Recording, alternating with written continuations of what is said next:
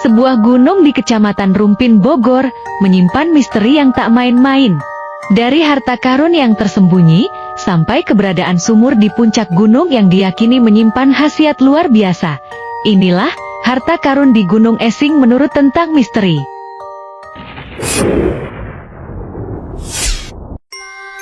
Berjarak hampir 2 jam perjalanan dari ibu kota, Gunung Esing sendiri sebenarnya lebih mirip bukit daripada gunung. Hanya saja warga terbiasa menyebutnya sebagai gunung. Dengan tinggi yang hanya 306 meter dari atas laut, hanya butuh waktu 1 jam untuk mendaki dari kaki bukit menuju puncak. Meski hanya pendakian sebentar, jumlah petilasan yang ada di tempat ini sungguh mencengangkan. Tak butuh waktu lama untuk menemui petilasan pertama di Gunung Esing.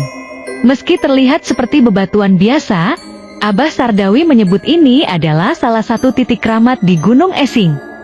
Dia menyebutnya petilasan Kabayan. Konon, sosok yang dipercaya sebagai utusan Kesultanan Banten ini pernah singgah di tempat ini. Bukan kebayan yang biasa gitu ya, sebenarnya ada kan kebayan. Itu nama kebayan itu seperti dari perwayangan, namanya kebayan dewa. Itu perintahan, itu pakai wakil raja lah. Kata raja, kalau seperti presiden sekarang ya, kamu harus ke sana. Itu kebayan itu yang nama aslinya itu Syekh Abdul Qohar dari Banten. Itu zaman Syekh Maulana Hasanuddin. Menurut Abah Sardawi, tak jarang pengunjung mengalami kejadian aneh yang ada di petilasan ini. Pernah juga ini batunya ada yang gulintingin ya ke bawah air situ. Jauh lah, ternyata pagi-pagi udah ada lagi di situ. Penasaran apa ini nih? Udah gulintingin ke bawah. Pagi-pagi udah biasa lagi, udah ada lagi. Rahmat selaku ketua RW pun mengamini kalimat Abah. Bahkan, sebuah kejadian tragis dan aneh pernah menimpa salah seorang pemuda di kampung tersebut. Karena anak-anak muda pada nakal gitu kan, digelitikin batu itu kan dia jadi tontonan lah dulu tuh kan gitu. Kok batu digelitikin masa balik lagi kan gitu. Itu kan orangnya ya sampai stres gitu. Sampai meninggal stres begitu. Mendaki lebih jauh, petilasan kedua yang kami temui adalah makam keramat Mbah Dalem yang diyakini sebagai sosok penjaga Gunung Esing. Selain dikeramatkan, petilasan ini juga menjadi petunjuk arah ke puncak Gunung Esing. Bentuknya hanyalah pohon yang dikelilingi oleh bebatuan. Sayangnya, tak ada sejarah yang jelas tentang sosok Mbah Dalem ini. Abah Sardawi mengaku, semua cerita itu ia dapatkan secara turun-temurun. Hanya saja, ia mengaku pernah ditemui sosok gaib yang dia yakini sebagai Mbah Dalem. Model pakaiannya, biasa pakaian haji, pakai jubah putih panjang, jangkung tinggi kita, badannya besar tinggi gitu ya. Pas saya diri di sini sampai sini dia tinggi orangnya. Dari pengalaman gaibnya itulah, Abah Sardawi meyakini ada sesuatu yang tersembunyi di dasar Gunung Esing.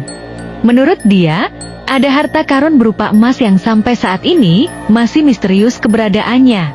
Padahal menurut Abah, dia sudah tahu titik dari harta tersebut. Yang di dalam gunung ini, yang sudah dikasih tahu, ya, nyumbur ukuran 75 meter.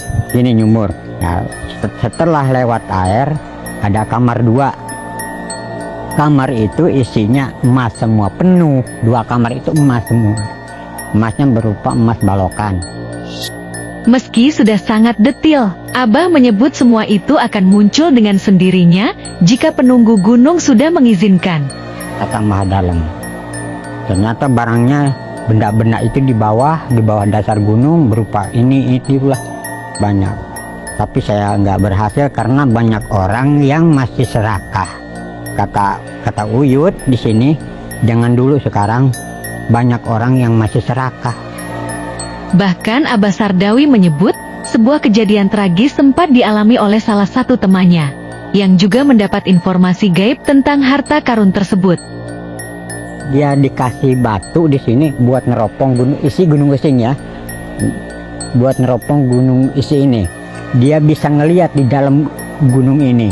lubangnya, kamarnya, baru benda-bendanya di bawah dia bisa ngelihat. Memang bener, kata saya udah ditakut-takutin sama saya. Awas loh, jangan sekali-kali lagi lihat-lihat ke bawah Gunung Esing. Ternyata dia kurang keimanan dan ketauhidan, dia akhirnya stres, memikirkan harta kekayaan yang ada di dalam ini, gimana caranya kita mengambil gitu, kan nggak mampu. Akhirnya dia stres sampai ngejatuhkan diri ke sumur gitu.